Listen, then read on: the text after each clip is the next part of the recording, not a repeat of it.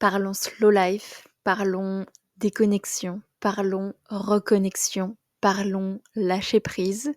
Je rentre de mon week-end à Deauville, c'est la troisième fois que j'y vais depuis que je suis à Paris. C'est mon petit sas de décompression et de reconnexion à moi. J'ai envie de vous partager plein de choses que j'ai ressenties quand j'y étais. Voilà, juste pour vous inviter peut-être à vous poser les bonnes questions pour vous aussi ralentir si vous pensez que vous êtes dans un flux de trop de choses.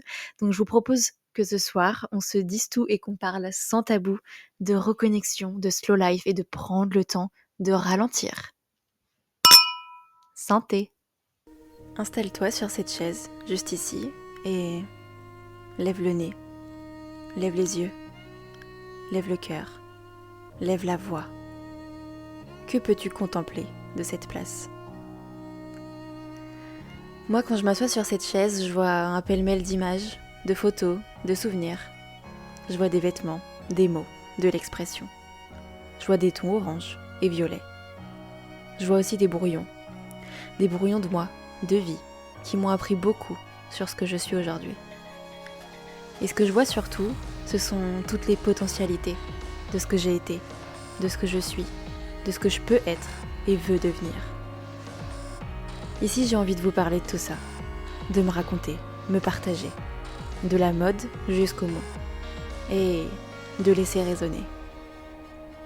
Nous sommes tous des œuvres d'art à créer, à raconter. Nos histoires ont bien plus de liaisons que nous le croyons. Puisque nous sommes tous nos propres artistes, imaginons-nous. Bienvenue sur J'imagine, le podcast. Bonjour à toutes et à tous, j'espère que vous allez bien. Je suis ravie de vous retrouver pour ce nouvel épisode de podcast. Pour tout vous dire, j'avais déjà enregistré le podcast qui devait sortir ce soir. Et en fait, en rentrant de Deauville hier après-midi, je me suis dit mais non, en fait, le podcast qu'il faut que je sorte aujourd'hui, il faut qu'il soit par rapport à ce que j'ai ressenti pendant que j'étais à Deauville en fait. Deauville, je pense que vous le connaissez tous, enfin j'ai l'impression que c'est un nom qu'on connaît tous, même si on n'est pas forcément allé. Du coup, c'est une station balnéaire normande. Depuis que je vis à Paris, j'y vais, c'est la troisième fois que j'y vais, parce que c'est seulement à 2 heures en train de Paris. J'ai toujours rêvé d'aller à Deauville, mais plutôt pour le côté un peu plus fast et paillettes, même si quand on y va, il y a pas du tout ce côté fast et paillettes. C'est une station balnéaire vraiment, on sent qu'il y a une certaine élégance et un certain chic dans les bâtiments, dans l'énergie qui règne sur Deauville, mais il y a pas du tout ce côté fast et paillettes parce qu'en réalité, il existe seulement quand il y a le festival de Deauville. Il existait peut-être vraiment beaucoup à l'époque quand il y avait plein de stars qui y allaient, notamment Gabrielle Chanel.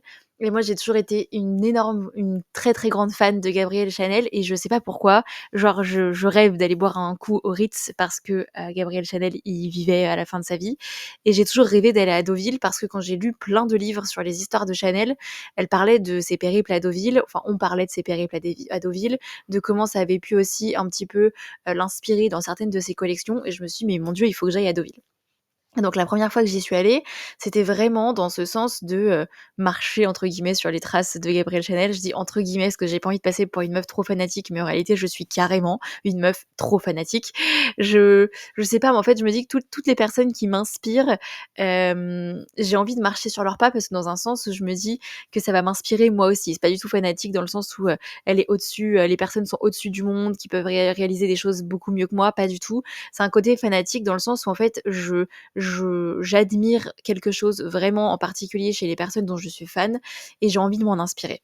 Et donc la première fois que je suis allée à Deauville, c'était vraiment pour ça et aussi parce que j'ai toujours eu un crush très particulier pour la mer. Je trouve que la mer, c'est hyper apaisant. Il y a vraiment ce sentiment d'horizon. La mer, elle est à perte de vue, le bruit des vagues incessant, le fait que la vie soit toujours là et que l'eau, quoi qu'il se passe, n'importe quoi qui se passe sur Terre, elle est toujours là dans son mouvement. Elle apporte ses vagues au bord de l'eau et je trouve ça, mais alors vraiment fascinant. Et au-delà de fascinant, je trouve ça apaisant et je trouve ça aussi rassurant. Rassurant dans le sens où je me dis, n'importe quelle tempête qui puisse arriver sur cette terre, quand on est là, face à la mer, qu'on voit cette immensité qui finalement se pose zéro question, qui prend sa place comme elle l'a toujours prise et qui continue de vivre et de respirer par le biais de ses vagues, par le biais de ses remous comme elle l'a toujours fait. Je trouve ça super rassurant parce que je me dis que n'importe quoi qui se passe, le cycle de la vie continue et donc ça me donne un genre d'apaisement ça me rassure et ça m'apporte un sentiment de sécurité, qui fait que je sais que plus tard je vivrai au bord de la mer, en fait. Pour le moment, j'ai encore des choses à vivre à Paris, mais je sais que plus tard j'irai vivre au bord de la mer.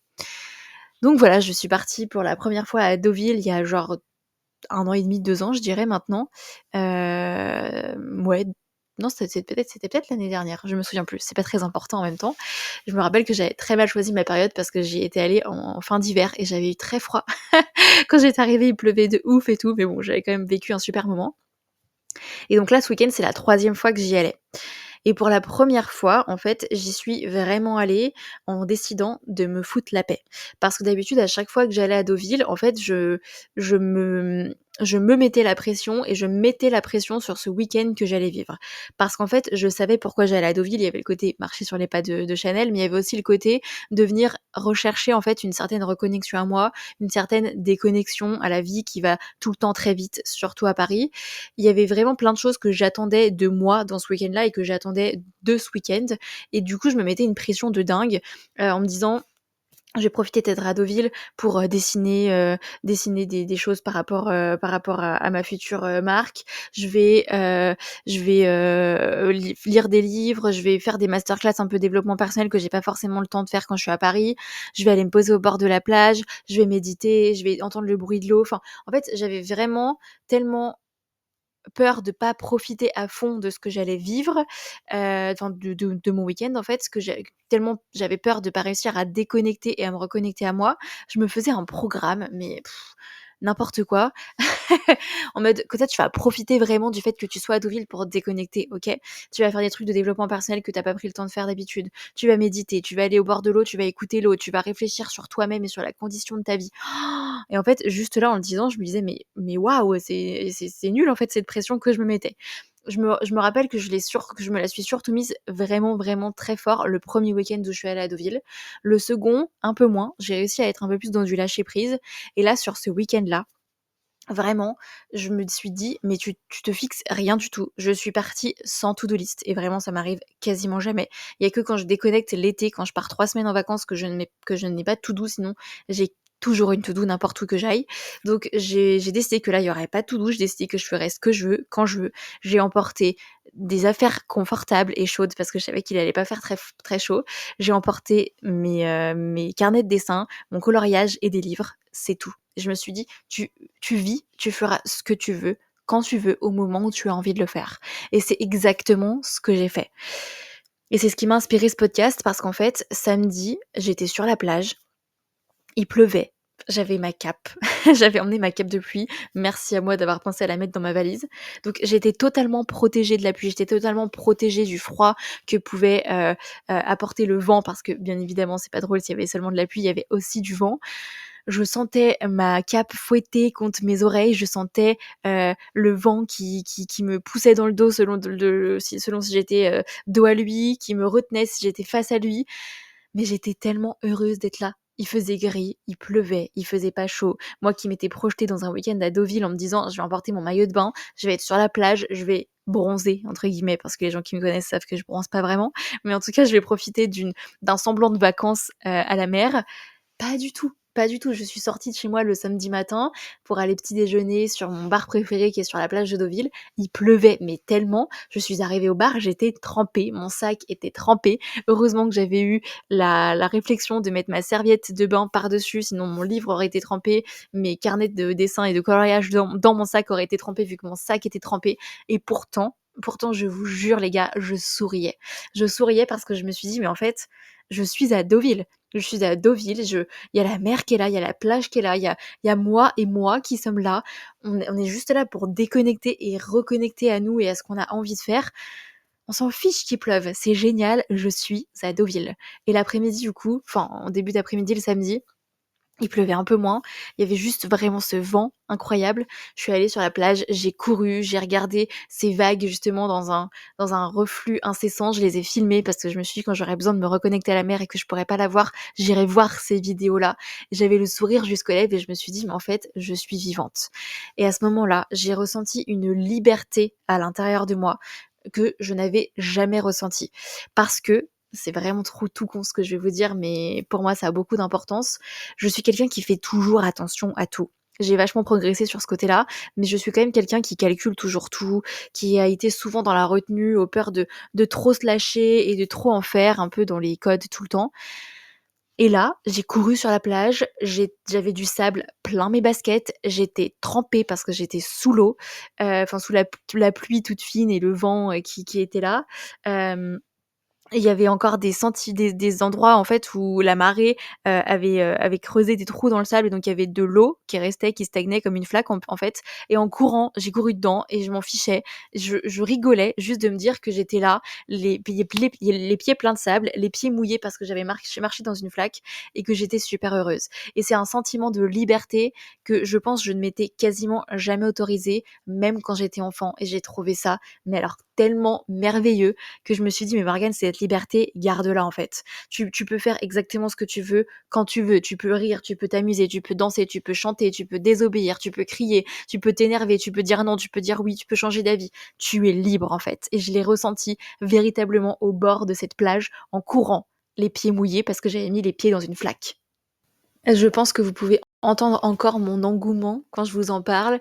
Moi-même, je le ressens encore au fond de moi et je revois cette scène où je me suis dit: «Punaise, mais en fait, je suis libre», et c'est vraiment cette plage et le fait de laisser le vent s'infiltrer, la petite pluie toute fine s'infiltrer en moi qui m'a fait me dire: «Punaise, mais ouais, tu es libre». Et après tout le reste du week-end, j'ai pris le temps de me poser quand j'avais envie de me poser. J'ai lu, j'ai terminé un livre en un week-end, Le Barman du Ritz. Le Ritz, vous voyez, Chanel me suit de partout, que je vous conseille. Je suis restée 2 heures comme ça au bord de l'eau. J'étais dans ma bulle parce que ce livre a une capacité à vous emmener. Il se passe pendant la Seconde Guerre mondiale. Vous avez vraiment l'impression d'être projeté pendant la Seconde Guerre mondiale. C'est triste et en même temps c'est fameux. C'est vraiment puissant. C'est un livre que je vous conseille vraiment, vraiment plus, plus. Et j'étais là, dans mon livre. Parfois je levais la tête et je voyais la plage. Je voyais, le vent qui continuait de venir, chercher, l'eau, tout le bruit de ces vagues, le bruit du vent, le bruit des gens qui sont autour et qui sont heureux, cette perte de vue à l'horizon et juste ce sentiment de se dire: «OK, là je suis juste moi, sans me poser aucune question, sans courir après quoi que ce soit. Je suis seulement en train de lire, de tantôt me plonger dans la bulle du livre, de tantôt me plonger dans cette bulle de mer dans laquelle je suis, et j'ai trouvé ça génial. Et vraiment, du coup, j'ai eu envie de venir vous faire ce podcast pour vous inviter à vous questionner sur quels sont vos safe places à vous et vos phases, le mot phase est pas très bien choisi, mais vos sas plutôt, vos sas de décompression et de reconnexion. Parce que moi, véritablement, c'est à Deauville que je l'ai trouvé. Le dimanche matin, en repartant, je me suis dit: «Mon Dieu, mais est-ce que j'ai assez profité du fait que je sois là? Est-ce que j'ai assez profité de la mer? Est-ce que j'ai assez profité du sable? Est-ce que j'ai assez couru au bord de la plage? J'aurais pu me balader plus loin, j'aurais pu rester encore plus, sur le sable. Hier soir, quand je suis rentrée, j'aurais pas dû rentrer pour colorier tranquille à l'appart, j'aurais dû rester, sur la plage». J'ai vraiment eu ce sentiment qui m'a pris et qui est venu un peu gâcher la fin du week-end, pour tout vous avouer. Mais aujourd'hui, j'essaye de parce que, la boule au ventre est toujours là, qui est venue me traverser en mode: «Est-ce que tu as assez profité de tout ça?» Et comme si en fait j'avais peur, en retournant à Paris, de repartir dans ce vite, vite, vite de la vie et de pas avoir assez profité, là, d'avoir eu la chance d'être à Deauville, d'avoir entendu la mer, d'avoir pu la voir, d'avoir pu avoir ce sentiment d'apaisement et de sérénité que j'ai eu et que je pense que je l'ai même en Savoie, je l'ai pas parce que c'est pas le même. Vraiment, quand je suis à Deauville ou quand je suis au bord de la mer en tout cas, j'ai ce sentiment que je me sens totalement apaisée, totalement sereine, et c'est vraiment ouf. Et je pense que là, face à la mer, en me disant que dans 30 minutes, j'allais devoir repartir pour prendre le train, j'ai vraiment eu peur de pas avoir assez profité, de pas avoir été assez présente à ce moment-là, et de de repartir à Paris et de perdre en fait tous les bénéfices de ce slow life et de cette reconnexion que j'avais eue en étant à Deauville. Et donc ça a amplifié le message de ce podcast que je viens de vous enregistrer aujourd'hui, parce que moi-même je me le suis demandé, je me suis dit: «OK, en fait, bah, comment tu peux apporter de Deauville à Paris?» Alors la mer, bien évidemment, je pourrais pas. Le sable non plus. C'est pour ça que j'ai fait des vidéos que je pourrais aller voir quand j'aurai ce besoin d'entendre la mer, et je me rappellerai Deauville, et la sensation qui accompagne Deauville quand je regarderai ces vidéos. Mais autrement que ça, en poussant plus loin, je me suis vraiment demandé: «Morgane, comment tu peux apporter Deauville à Paris? Comment tu peux faire en sorte de ralentir quand tu es aussi à Paris?» Depuis le début que je suis arrivée à Paris, j'ai beaucoup ralenti le rythme. À un moment donné, j'étais dans un vide, vide, vide, vide, vide, tout le temps, tout le temps, tout le temps, tout le temps et je vivais rien de ce qui se passait parce que j'avais toujours, envie de faire plus, d'avoir plus de connaissances, de faire plus de musées, de faire plus, plus, plus, plus. Toujours cette course à comment vivre plus, comment faire plus, comment optimiser le fait que je sois là. La même énergie que le premier week-end où je suis allée à Deauville. Après, j'ai appris à équilibrer au fur et à mesure. Je sais pas si vous me suivez sur Instagram, mais notamment ça s'est fait par le biais de l'organisation de ma to-do, parce que j'ai toujours une to-do, j'ai besoin d'une certaine discipline par rapport à tout ce que je me fixe en termes d'objectifs, mais avant je la surchargeais, vraiment je la surchargeais. Là, un des conseils que je vous donne sur Instagram, si vous voulez aller voir les autres, c'est avec plaisir, c'est de faire en sorte de laisser des espaces vides dans votre to-do parce que si dès le départ elle vous étouffe, vous allez pas réussir à la faire. Vraiment, ça a été tellement contre-productif pour moi. Donc ça s'est vu sur ma to-do où j'ai un peu relâché la pression, j'ai rééquilibré les choses pour arrêter d'être toujours dans ce vite, vite, vite, pour toujours apprendre plus de choses, pour même pas s'en souvenir en fait, parce que quand on est dans cette course-poursuite et dans ce trop, trop, trop, c'est comme si les connaissances nous traversaient, hein. Elles rentrent dans une oreille, elles ressortent dans l'autre, quoi. Donc j'ai vraiment pris le temps de rééquilibrer tout ça, mais je pense que là, ce week-end à Deauville m'a fait prendre conscience qu'il fallait que je le rééquilibre encore plus. Parce que vraiment, ça m'a fait tellement du bien de pouvoir me dire que j'avais rien à penser, que j'avais aucune heure à regarder, qu'il y avait personne qui m'attendait sur rien, ni pour que je rentre, ni parce que j'avais un rendez-vous, ni parce qu'il fallait que j'aille au travail, ni parce que j'avais une réunion, et que personne m'attendait sur rien non plus parce que j'étais toute seule, que personne me connaissait à Deauville et que personne ne pouvait avoir d'attente sur est-ce que tu peux me donner une réponse par rapport à ça? Est-ce qu'on peut se voir sur ça? Et j'avais pas moi mes propres attentes que je me fixe aussi quand je suis dans ce monde où on est entouré tout le temps de personnes et on est forcément un peu dans ce truc où on va porter certains masques, on va jouer certains rôles parce que on se dit que les gens vont attendre ça de nous, nanana, même si on le fait de moins en moins. Je suis convaincue qu'on joue toujours un petit peu des rôles quand on est entouré de personnes, parce qu'en même temps, quand on est au travail, on est obligé d'être dans un certain rôle pour pouvoir avancer sereinement dans cette journée de travail. Enfin voilà, en tout cas, il y a plein d'attentes qu'on a tout le temps envers nous, nous-mêmes, mais aussi les autres qui submerge et qui parfois fatigue en fait et on s'en rend même pas compte. Et là, quand j'étais à Deauville, je me suis vraiment dit: «Mais en fait, il y a zéro attente de rien, parce qu'il y a personne, parce que moi je me fous pas la pression et parce que j'ai le temps, j'ai aucune réunion, j'ai rien à faire en fait». Donc merveilleux, merveilleux cette sensation de n'avoir rien à faire et d'avoir juste le temps de profiter. Et donc vraiment, je me suis dit: «Comment j'apporte de ça à Paris?» J'ai pas encore trouvé la réponse parce que pour le moment, je suis encore un peu, dans la phase pendant que je vous enregistre le podcast très clairement, dans la phase de: «Ce voyage m'a autant apporté» parce que je me suis sentie tellement apaisée, tellement libérée, tellement ressourcée, tellement sereine comme je vous l'ai décrit dans ce podcast que merveilleux, que en même temps je reste sur ma faim parce que j'ai l'impression de ne pas en avoir assez profité et que j'ai l'impression d'avoir été dans un semblant de retenue encore et de pas avoir poussé la liberté aussi loin que ce que j'aurais pu le faire en termes d'amusement, en termes de rigolade, en termes de on lâche vraiment prise à 1000. Donc c'est OK, d'accord, j'accepte ce ressenti parce que c'est des choses que j'ai besoin de comprendre et qui ont besoin de se libérer de moi. Je suis déjà très fière de moi parce que par rapport au premier week-end où j'étais à Deauville, clairement, j'ai vu la différence et la maturité que j'ai prise et c'est même pas de la maturité, j'allais dire de la grandeur, non, parce que je me considère pas comme vachement plus grande que qu'il y a 2 ans. J'ai pas envie de rapetisser non plus ce que j'étais il y a 2 ans, mais je sais pas comment dire, j'ai une autre posture, une autre stature et je le sens et je sens que j'étais totalement différente dans ce week-end-là, même si vous voyez, il y a encore des petits trucs qui à chaque fois, viennent quand je repars de Deauville. Parce que je sais que Deauville, c'est autant mon sas c'est mon sas de reconnexion en fait. Et donc reconnexion veut dire on lâche prise, on laisse le temps un peu aux choses de se faire, comme là je l'ai fait vraiment ce week-end. Et du coup, il y a forcément des choses, des pensées qui remontent, qui pouvaient pas émerger d'habitude quand vous étiez à fond, à fond, à fond, à fond, et qui remontent là. Donc je sais très clairement qu'à chaque fois que je rentre de Deauville, j'ai soit plein d'idées de podcasts, de création de contenu, soit, parfois les 2, j'ai vraiment plein de petits questionnements qui me viennent en mode: «Ah ouais ça, juste je me suis regardée pendant ce week-end-là différemment, je me suis dit: "Ouais, là il y a peut-être encore un petit truc à comprendre sur ça"» et c'est OK parce que du coup c'est génial, c'est aussi un sens de reconnexion à soi. Et donc je rentre vraiment de ce week-end en ayant ces 2 trucs, autant j'ai été apaisée, autant là je me sens chamboulée par, ce que j'ai pu comprendre en étant à Deauville et donc j'avais envie de venir vous demander, est-ce que vous prenez le temps de ralentir? Est-ce que est-ce que vous prenez le temps d'avoir des sas de décompression et de reconnexion à vous-même quand vous êtes dans votre vie normale, sans attendre d'être en week-end, sans attendre d'être en vacances? Si oui, qu'est-ce que c'est? En fait, qu'est-ce qui vous apporte de l'énergie? Qu'est-ce qui vous donne de l'énergie? Qu'est-ce qui vous permet de vous nourrir et de vous sentir connecté à vous, à votre vie et vraiment de vous sentir totalement vivant, totalement vivante, totalement vibrant, totalement vibrante? Et dans un autre sens, qu'est-ce qui vous prend beaucoup d'énergie? Quelles sont les choses que vous faites tous les jours qui vous drainent de l'énergie, qui vous éloignent justement de vous?